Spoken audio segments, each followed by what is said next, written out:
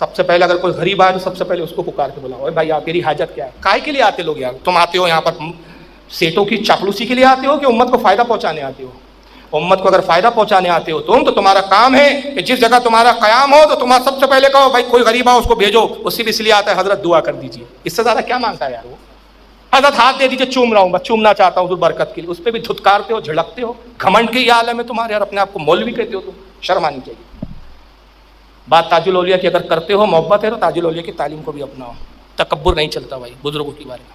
और ऐसी एक तकब्बुर में और दो मौलवी साहब आए थे, अली बिरादरान कहा जाता है जिनको। अली बिरादरान कौन थे? मौलाना मोहम्मद अली, मौलाना मोहम्मद शौकत अली।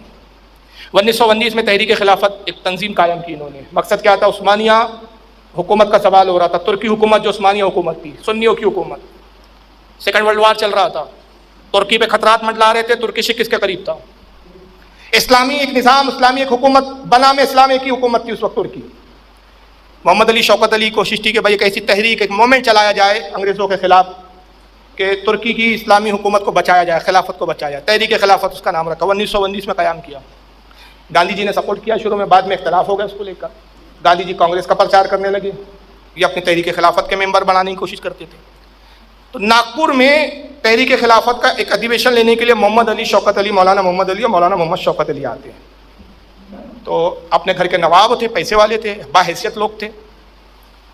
गलती क्या की, जब ताजुल औलिया से मिलने का इरादा किया तो राजा रघुपति राव को पैगाम भिजवाया कि भाई ताजुल औलिया से कोई अपॉइंटमेंट ले लीजिए, कोई टाइम मुकर्रर कर लीजिए। और बाबाजान का हाल ये था, आए हो तो गुलामों की तरह आओ, अमीरों की तरह मत आओ। बुजुर्गों की बारगाह में भिखारी बनकर जाना पड़ता है, तकब्बुर और घमंडी बनकर वहां ये नहीं चलता। हटो हटो बच्चों, हजरत वाला आ रहे। वहां कोई हजरत वाला नहीं चलते, वो तो सबसे बड़े हजरत वही है। मैंने ये वाक्य पढ़ा था, रोंगटे हिल गए थे। अकबर को जब सलीम पैदा हुआ, अजमेर आया ख्वाजा गरीब नवाज की बारगाह में, पैदल चल के आया था, मन्नत मांगी थी फतेहपुर सीकरी से, पैदल चल के अजमेर जाऊंगा। सलीम पैदा हुआ, उसको औलाद नहीं होती थी। लंगर बनता था, दलिया बनता है, आज भी शायद दलिया ही बनता है मेरे, अब तो खैर और भी चीज़ें बनती हैं। उस वक्त दलिया रोजाना लंगर में बनता था। अकबर गया, जाने के बाद ज़ियारत की और भिखारियों की लाइन में बैठ गया दलिया लेने के लिए। वज़ीरों ने कहा सरकार अगर यही खाना आपकी हाजत है, यही खाना मतलूब है, हम ला देते। फरमाया नहीं, ये शहंशाह हिंदुस्तान का दरबार है, अकबर की क्या औकात है, अकबर भी यहाँ भिखारी है, अकबर की कोई हैसियत नहीं है, भिखारी है, यहाँ साहिल है। भिखारियों की लाइन में रहा और उसी वक्त उसने लिया जब उसका नंबर आया, उतना ही अकबर ने लिया जितना एक भिखारी और एक फकीर को मिलता था, और उन्हीं भिखारियों के पीछे बैठ के उसने दलिया खाया। ये बुजुर्गों की बारगाह में हाजिर होने के तरीके होते हैं। वहाँ ये नहीं फला शेख साहब आ रहे, फला शेख तरीक़त आ रहे हैं, फुला आ रहे, दरबार खाली कर दो, हटो बच्चों। बहरहाल ये दोनों भाई आए, शौकत अली और रघु जी से कहा कि साहब अपॉइंटमेंट ले लो। अब वहाँ अपॉइंटमेंट चलता है, वहाँ तो गुलाम बनकर आओ। राजा रघुजी राव राजा था, लेकिन ताजुल औलिया के मिजाज से वाकिफ था, गैर मुस्लिम थे वो। उसने कहा भाई बाबाजान के अपॉइंटमेंट नहीं चलता, वहाँ तो ऐसे दरवाजे के बाहर आके भिखारियों में, साइलों में, फकीरों में, मंगतों में बैठ जाना पड़ता है। जब मूड होता है तब दरवाज़ा खुलता है, और जब दरवाज़ा खुलता है तभी ज़ियारत होती है। कभी दिल चाहा हजरत का तो बात कर लिया, वरना बग्गी में बैठते, बग्गी चलती है, मिलना है, मुलाकात करना है तो बग्गी के साथ दौड़ना पड़ता है। ये तरीका है।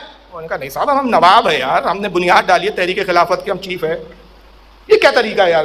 नहीं आप अपॉइंटमेंट लो, आप बोलिए तो राजा पे जोर दिया। राजा ने कहा चलो भाई आप है, आपकी खातिर हिम्मत करता हूँ।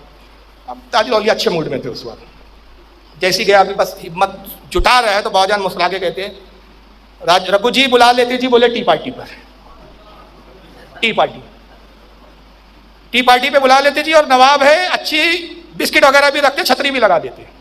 छतरी, वो अंग्रेज लोग छतरी में चाय पीते थे, आज भी वो चौपाटी वगैरह पे देखते होंगे, कोई आते हैं लोग, छतरी होती है, जहाँ टी पार्टी रखते, बोले नवाब है, छतरी भी लगा देते। राजा खुश हो गया, चलो बाबा वैसे ही मान गया। पैगाम भी जाया भैया, हाँ एक बात बताना भूल गया, टाइम भी दिया था, 4 बजे मिलने का बोल दो जी, बोले। तो बाबाजान के बाद 4 का मतलब 4 ही होता था, 4 से 4:15 भी नहीं चलता था, टाइम के भी पाबंद। ये भी दर्श दिया कि टाइम की इज्जत करो। अफसोस यह है कि आज सबसे ज़्यादा टाइम की बेकदरी वो मुसलमान कर रहा है जिसके इबादत के भी टाइम शरीयत ने मुतय्यन कर दी है। हमारा मज़हब वो नहीं है कभी भी जाओ डन, टाइमिंग है हमारे यहाँ। अभी मेरी आयत भी पढ़ी ना, इन्ना सलाता कानत अलल मुमिनीना किताबम मौकूता, अल्लाह फरमाता है हमने नमाज मोमिनों पर वक्त बांधा हुआ फ़र्ज करार दिया। वक्त बांधा, वक्त की अहमियत है हमारे। वक्त निकल गया है तो नमाज कज़ा हो जाती जी। जब वक्त निकल जाए, नमाज कज़ा हो जाए, तो अगर तुम दुनियावी मामलात में वक्त निकाल दोगे तो दुनियावी मामलात डिस्टर्ब नहीं होंगे तुम्हारे। वक्त की कदर करना चाहिए। आज मुसलमान वक्त की कदर नहीं कर रहा। आपने कहा 4 बजे का टाइम दे दो, राजा ने कहा भैया 4 बजे बुलाया, आप आ जाइए। अब ये जनाब नवाब साहब थे, जैसे कि आदत होती है, बड़े लोग जो अपने आप को समझते जानबूझ के लेट आते हैं थोड़ा, उनको लगता है इंप्रेशन इससे ही पड़ेगा हमारा। एग्जैक्ट 4 बजे सरकार ताजुल औलिया अपने हुजरे से तशरीफ लाते, एग्जैक्ट 4 बजे। घड़ी हाथ में होती नहीं थी। यूसुफ शाह ताजी कहते हैं कि घड़ी, बाजान तो घड़ी नहीं पहनते थे, मगर जब निकले लोगों ने घड़ी देखे तो 4 ही बज रहे थे। मैं कहता हूँ भाई उनको घड़ी की क्या हाजत, जिनकी मुट्ठियों में खुद वक्त बंधा हुआ है। वक्त तो उनके इशारों पे चलता था। राजा ने छतरी लगाई, बाग था वो महल का, बाग में टी पार्टी के नाम पर सब बिस्किट, कुछ टेबल लगा दिए कुछ और खादिमों के लिए, कुछ खादिमों को साथ ले लिया, आप आए बैठे। 4 बजे, फिर 4 से 4:15 हुए। कहा अली बिरादरान नहीं आए जी, पार्टी खत्म, बिस्किट खाओ जी, चाय पियो, पार्टी खत्म। टी पार्टी खत्म, बिस्किट विस्किट सबको खिला दिया, खुद भी चाय वाय पी, हुजरे में आए। 4:30 बजे शौकत अली मोहम्मद अली साहब की गाड़ी राजा के महल में दाखिल होती है। राजा साहब मुलाकात के लिए दरवाजे पर आए, इस्तकबाल किया। कहा सरकार से कहाँ मुलाकात है? कहा भाई आप ताखिर हो गई आपको आधा घंटे की। बाजान तो नाराज़ होकर चले गए। 4 बोला था, 4 का मतलब 4 ही होता है। कहा भाई राजा साहब जाइए, हमारी तरफ से आप माफ़ी मांग लीजिए, गुजारिश कीजिए हजरत से, बोलिए हुजूर को कि गलती हो गई, माफ़ कर दें। नहीं मेरी हिम्मत नहीं है। राजा ने कहा मेरी हिम्मत, अब अगर मिलना है तो इंतज़ार कीजिए, जब दिल चाहेगा बाहर तशरीफ़ लाएंगे तभी मुलाकात हो। 5 बजे के करीब हुजरा खुलता है, फिर बाहर तशरीफ़ लाते हैं। गिरा कुचवान को आवाज़ दी, घोड़ा ला रहे, बग्गी ला रहे। बग्गी में सवार हुए, बग्गी चली। अब ये दोनों भाई भी दौड़ रहे हैं। पहले टी पार्टी मिल रही थी, कटरनी की वक्त की, तब दौड़ो।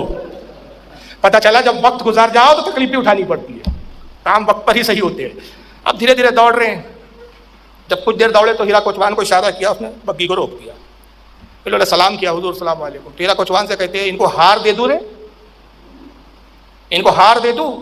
तो हीरा कोचवान समझा हार, ये जो गले में हार होते थे, जब बाहर निकलते तो बहुत सारे लोग हार, तनातन लोग हार डालते थे, हारों का एक अंबार हो जाता था आपके गले में। तो हीरा कोचवान नहीं समझा, और बाजान की मुराद हार से कुछ और थी। हार दे दूं रे इनको? बोले हुजूर दे दीजिए, हाथ जोड़ के कहता हुजूर दे। अच्छा तू ही दे दे। बोले उसने आपके गले से 2-4 हार निकाला, दोनों भाई के गले में हार दे दिया।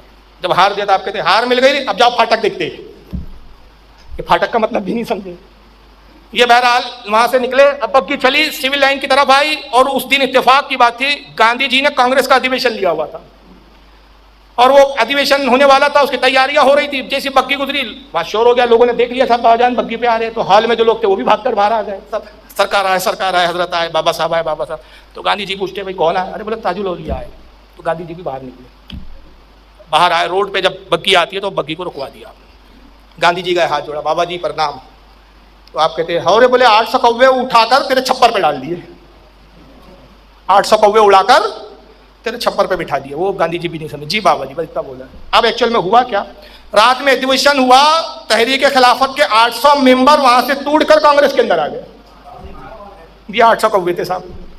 गांधी जी को अब समझ में आया भाई 800 कौवे उड़ा के तेरे छपरे पे बिठा दिए। तो बड़े अकीदत के साथ सुबह बाबाजान की खिदमत में पहुंचते। अब गांधी जी ने अपॉइंटमेंट नहीं लिया, वो बुजुर्गों को जानता था, समझते थे गांधी जी। राजा से पूछा नहीं कि मैं आ रहा हूँ, वक्त बताइए, खुद ही पहुंच गए। दरवाजे के बाहर बैठा हुआ है। कुछ देर गुजरी, दरवाज़ा खुला, आप बाहर आए। गांधी जी आगे बढ़ते, ताजुल औलिया के पैर कुछ हुआ, जैसे हिंदू का रस्म रिवाज होता है, हाथ जोड़ा, बोले बाबा जी दुआ कीजिए अंग्रेज चले जाए हिंदुस्तान से। आपने फरमाया झाड़ू लेते जी, पहाड़ पे चल जाते, चढ़ते, अंग्रेजा चले जाते। झाड़ू लेते, पहाड़ पे चढ़ते, अंग्रेजा चले जाते। गांधी जी से लोगों ने पूछा क्या मतलब है इसका? कहा बाबा साहब का मतलब मैं समझ गया। बाबा साहब कह रहे हैं झाड़ू से मतलब हिंदू, मुस्लिम, सिख, ईसाई एकता। अगर आज़ादी चाहते हो तो सारी कौमों को, सारे मज़ाहिब के लोगों को मिलकर लड़ना पड़ेगा। ये झाड़ू से मुराद है कि झाड़ू के तिनके जैसे आपस में मिले होते हैं, उसी तरह हिंदू मुस्लिम सब मिलकर अंग्रेजों से लड़ेंगे, तभी अंग्रेज हिंदुस्तान से भागेंगे। ये एक अकेली किसी कौम के भगाने की बस की बात नहीं है। और पहाड़ से चढ़ने का मतलब मेहनत, जुस्तजू जो है, यानी जुस्तजू करना, मेहनत करना, कोशिश करना, ये उससे मुराद है। अब इधर क्या हुआ, ये जनाब बंबई गए, मोहम्मद अली और शौकत अली नागपुर से अफसोस के साथ गए यार अपने 700 अराकीन चले गए, अपन पढ़ाने आए तो उल्टा घट गए। जैसे ही बंबई रेलवे स्टेशन पे उतरे, पुलिस ने अरेस्ट कर लिया। आप पर ये चार, जेल भेज दिया गया। वालदा को पता चला, वालदा बुजुर्गों की अकीदतमंद थी। कहा कि ये कैसी अजीब बात है कि तुम नागपुर से आ रहे हो, ताजुल औलिया से मुलाकात हुई? बोले हाँ मुलाकात हुई। फिर कैसे हो सकता है कि एक बुजुर्ग से मिलकर आए और जेल में चले गए, तकलीफ उठा रहे हो, कैसे मुलाकात की? तो पूरा वाक्य सुनाया कि ऐसा ऐसा वाक़ा। बद वक्त तो यही तो गलती की तुम, बुजुर्गों से वक्त लिया जाता है, बुजुर्गों के दर पे जाके भिखारी और साहिलों की तरह पड़े रहा जाता है। का फाटक देखते से बुराद यही है, जेल देखते है। फिर आती है वो नागपुर हाजिर होती है ताजुल औलिया की खिदमत में, कहती बाबा साहब मेरे बच्चे नादान हैं, आप माफ़ कर दीजिए। कहा जी अम्मा जाओ, माफ़ किया, फाटक खोल दिया। इधर जुमले सादिर हुए, फाटक खोल दिया। उधर साहब उन्होंने अपील की, मुकदमा चला, फैसला हुआ कि इनको केस से बरी किया जाता है। और फिर इसके बाद ये बड़े अकीरत के साथ आते हैं मोहम्मद अली साहब, बाबाजान से माफ़ी मांगे तो फरमाते जाओ जी लंदन जाओ जी, वहाँ तुम्हारा नसीब है। 1 या 1.5 साल के बाद लंदन गए, लंदन में ही मोहम्मद अली साहब का इंतकाल हुआ, वही उनकी कब्र है। तो बहरहाल बाबाजान का मामला था ये था कि इस्लाह भी थी और तालीम पर भी आपने बड़ा जोर दिया है। 6 साल की उम्र से 15 साल की उम्र आपने खुद ज़ाहिरी तौर पर तालीम हासिल की है। एक तावीज़ है इस वक्त मेरे पास बाबाजान के हाथ का लिखा हुआ, ये देखिए, ये इसको तो साफ़ किया गया कंप्यूटर पे, ओरिजिनल कॉपी ऐसी नहीं है। ओरिजिनल कॉपी आप देखेंगे तो बहुत मतलब वो पीछे जो है कालापन है, उसमें स्यापन है। ये कंप्यूटर पे इसको साफ़ करके इसका प्रिंट निकाला है मैंने। ये ताजुल औलिया मूड में होंगे उस वक्त लिखा है। तावीज़ की बहुत सारी चीज़ें समझ में नहीं आती, लेकिन जो कुछ पढ़ने में आ रहा है, जलसे के बाद जो देखना चाहे देख सकता है, तो इससे ताजुल औलिया का मिजाज पता चलता है। ऊपर आप लिख दिए सरकार के हाथ का है। इसको यूसुफ शाह ताजीद ने अपनी किताब में शाये किया था।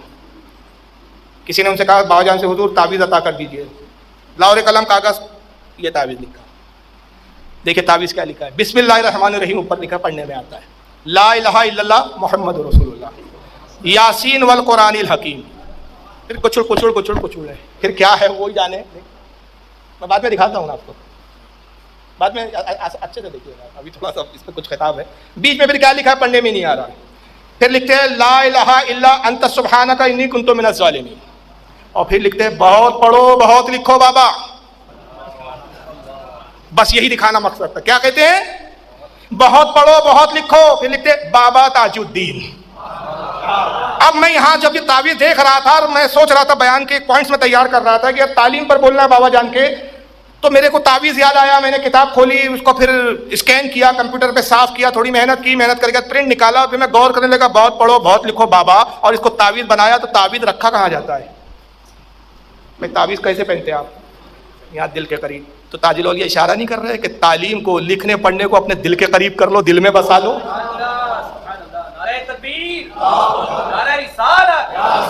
और आज बाबाजान के नाम पर सबसे ज्यादा चाहत है। 100 साल में हम एक कॉलेज नहीं दे सके बाबाजान के नाम पर। हम सिर्फ जश्न मनाना जानते हैं, देना कुछ नहीं जानते। क्या दिया हमने बाबाजान के 7 साल उर्स में? ताजुल औलिया नाम का एक कॉलेज नहीं दे सके, एक हाई स्कूल नहीं दे सके, एक प्राइमरी स्कूल नहीं दे सके, यूनिवर्सिटी तो हमारे बस की बात नहीं है जी। हम कुछ नहीं दे सके। हम सिर्फ न्याज़े दे सकते हैं, संडल दे सकते हैं, रंडियों की नुमाइश लगा सकते हैं, इससे ज़्यादा